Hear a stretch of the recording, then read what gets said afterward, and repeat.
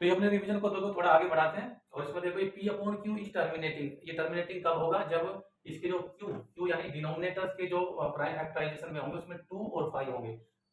2 या तो ओनली 2 या ओनली 5 या बोथ, ये दोनों ही होंगे, इनके अलावा कोई तीसरा प्राइम जैसे 3, 7, 11 ये नहीं होने चाहिए। इसमें एन क्या है, ये नॉन नेगेटिव इंटीजर्स है। ये क्वेश्चन है, इसको बताओ करके इसके फैक्टर्स करके देखो कि ये कितने डिजिट के बाद जो है कितने डेसिमल प्लेसेस के बाद ये टर्मिनेट हो जाएगा।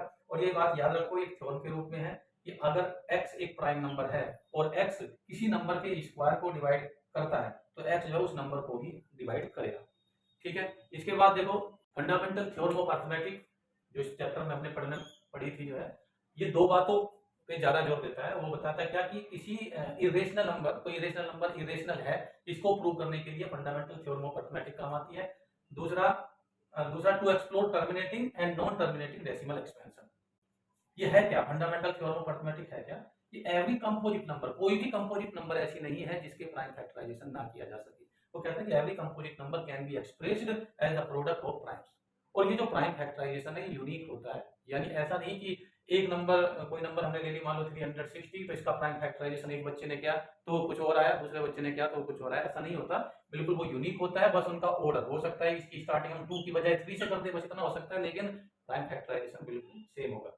अब देखो इसी के बेस्ड होके कई क्वेश्चंस, इंपॉर्टेंट जो क्वेश्चंस हैं वो मैं यहाँ लिख रहा हूँ, उनको सोल्व जरूर करना। आपको क्वेश्चंस करने हैं कुछ कि चेक वेदर 12 की power n ends with digit 0 for any value of natural number n, check whether 8 की power n ends with digit 5 for any value of natural number n।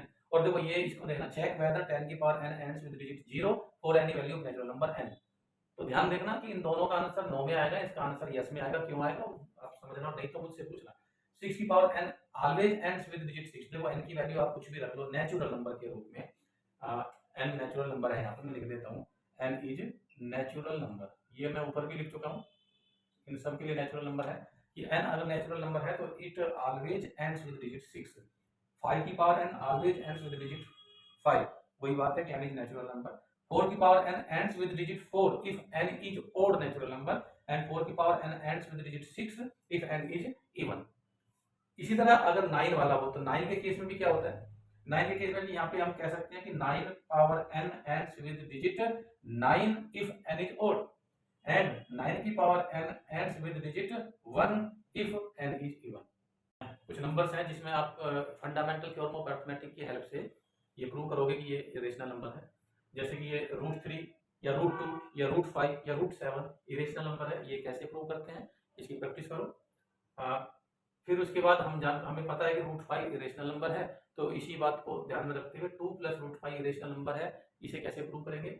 और देखो यहाँ पे √3 और √2 ये दोनों इरेशनल है, तो अब √3 + √2 इरेशनल नंबर है, तो ये कैसे प्रूव होगी। और फिर ये 1/√2 एक इरेशनल नंबर है, ये कैसे प्रूव करेंगे, इनकी प्रैक्टिस करना है। इनमें से जो भी क्वेश्चन आपसे नहीं होता है तो उसको मुझे बताओ।